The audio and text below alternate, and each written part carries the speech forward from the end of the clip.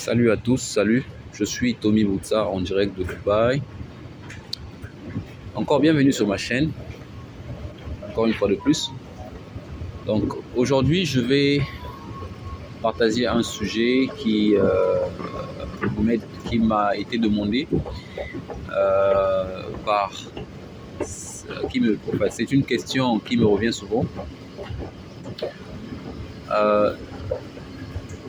Que faire à Dubaï une fois que vous êtes arrivé à la fin de votre contrat de travail? Pour ceux qui sont venus ici pour travailler, quels sont les chemins, ou encore je peux dire comme ça, qu'est-ce qu'il faut faire après? Parce que je rappelle qu'à Dubaï, généralement quand vous venez travailler à Dubaï, vos contrats de travail, le travail que vous faites, généralement, on vous recrute pour minimum 2 ans renouvelable.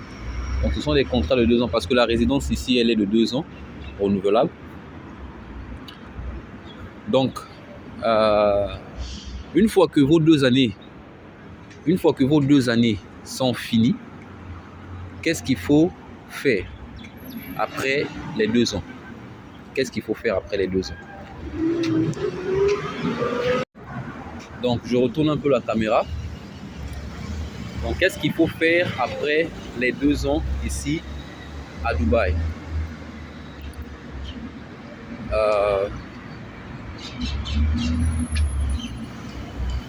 Je vais donc être un peu plus bref, plus précis.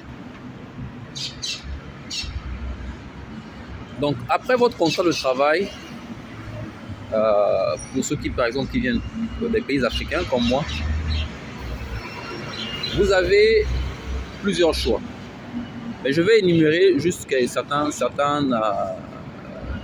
peut-être 3 ou 4. Le premier, c'est quoi? Le premier, quand vous finissez avant de finir votre contrat de travail, il faut d'abord, pour revenir un peu pour essayer un peu d'éclaircir, il faut toujours avoir un plan. N'attendez pas que votre contrat de travail finisse et après vous faites votre plan. Non, c'est l'erreur que beaucoup de gens font ici à Dubaï, qui leur retiennent dans le monde du travail ici. Enfin, je veux dire, dans ce qui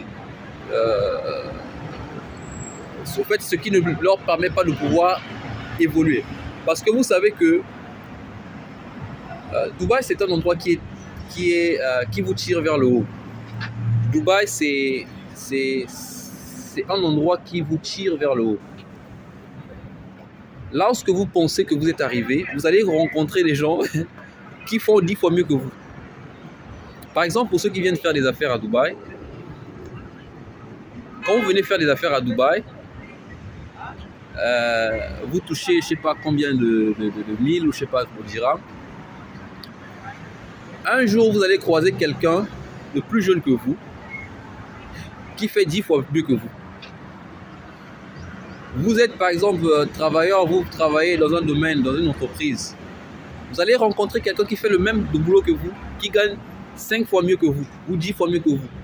Donc Dubaï, en fait, vous tire vers le haut. Ça vous tire vers le haut. Dubaï vous pousse toujours à faire plus, à donner le meilleur de vous. Enfin, ça c'est moi, c'est ce que moi je pense. C'est le sentiment que j'ai ici. Depuis que je suis ici, je suis toujours dans cette optique de pouvoir chercher à avoir plus. Contrairement quand j'étais en Afrique chez moi. Parce qu'en Afrique, vous savez, une fois que vous avez peut-être vos 10 millions dans vos business, vous avez peut-être un business qui vous donne 3, 4, 5 millions chaque fin du mois. Vous vous croyez au fait au top parce que autour de vous, il n'y a pas assez de gens qui le touchent.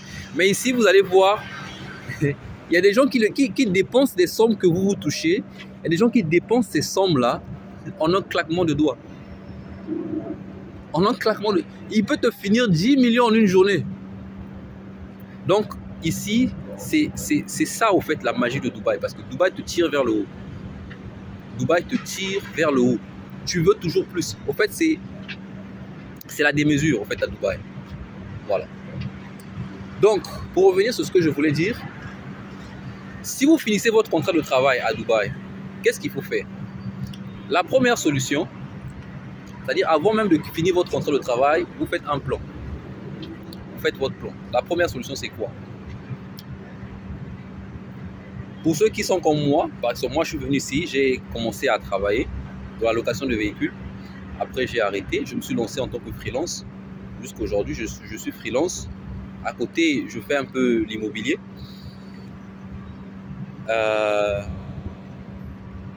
Si vous voulez, quand vous faites, moi je me suis dit à la fin de mon contrat, il me fallait faire mon visa freelance et à côté créer des revenus qui pourront me permettre de pouvoir, en quelque sorte, avoir une base et après lancer d'autres activités.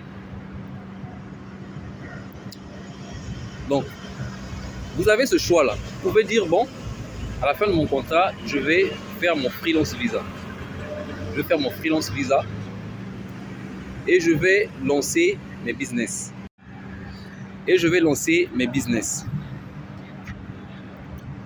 Une fois que vous faites votre freelance à ce moment, vous choisissez un business qui va vous permettre, par exemple, de se créer un peu comme un petit salaire. Vous pouvez faire l'immobilier. Je pourrais faire une vidéo sur ça.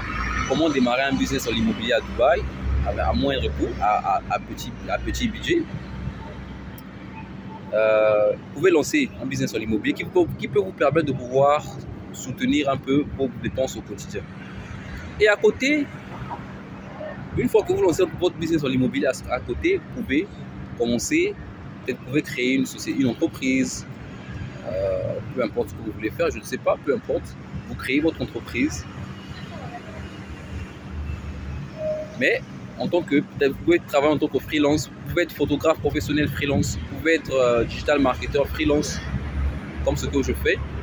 Digital marketeur freelance, vous faites du digital marketing, vous faites une formation, vous pouvez travailler en tant que, par exemple, je sais pas, vous pouvez faire un métier, n'importe quel métier, mais en freelance. À côté, vous faites votre business passif. Ça peut être aussi YouTube, hein, c'est un business, n'oubliez pas. YouTube, c'est un business. Ce que je fais, c'est un business. Voilà. Ça peut aussi vous permettre de pouvoir avoir des revenus passifs. Ça, c'est le premier point. Donc, se lancer dans du business. Ça, c'est le premier point. Le deuxième point, quand vous finissez votre contrat de travail à Dubaï, vous avez un autre choix. Par exemple, si vous avez travaillé dans le domaine de la sécurité ou dans un domaine, je sais pas, quelconque, vous pouvez décider de vous reconvertir. Vous pouvez vous reconvertir, c'est-à-dire choisir un autre domaine qui pourra vous permettre de pouvoir gagner un salaire un peu plus adéquat. Il y a beaucoup de formations ici à Dubaï que vous pouvez faire, vous pouvez choisir, qui peut vous permettre de pouvoir gagner un peu plus que ce que vous gagnez avant de votre ancien emploi. Par exemple, dans le domaine de l'éducation, dans le domaine de la technologie, par exemple, pour ceux qui font cybersécurité et tout. Ça peut être aussi dans le domaine de l'aviation. Tout comme dans l'immobilier également, parce que vous pouvez travailler en tant que ce qu'on appelle ici des brokers dans l'immobilier. Donc vous pouvez vous reconvertir, choisir un métier qui peut vous permettre de pouvoir avoir un salaire un peu plus élevé. Et peut-être après vous reconvertir, peut-être faire du freelance, je ne sais pas. Donc le deuxième choix, c'est cela. Vous choisissez un métier qui vous permettra de pouvoir gagner plus. Ça va demander que vous puissiez aller faire une formation professionnelle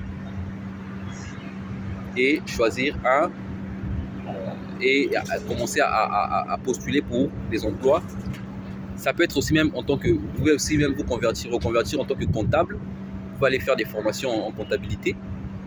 Parce qu'il y a beaucoup, il y a la comptabilité analytique, il y a plein de formations de la comptabilité qui peut vous permettre de toucher peut-être dans les 2000, 2500 euros par mois ou plus, 3000 euros, c'est possible.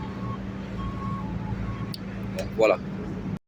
Sachant que 2500 euros, 3000 euros, ce n'est pas beaucoup d'argent à Dubaï. Ça, sans vous mentir, quand vous gagnez 2500 euros, 3000 euros, ici à Dubaï, vous n'êtes pas dans la catégorie moyenne. Vous n'êtes pas dans la catégorie moyenne parce que, au fait, c'est rien du tout à Dubaï. Parce qu'il y a ceux qui gagnent plus que ça. Il y a ceux qui travaillent, qui gagnent 5 000, 10 000 par mois. Voilà. Donc, ce n'est pas grand-chose ici à Dubaï. Quand vous gagnez 2 000 euros, à Dubaï, c'est rien. C'est rien. Ce n'est pas en France où on crie, voilà. Ici, c'est rien du tout. C'est rien. Il y en a ceux qui le gagnent ici. Il y en a. Voilà.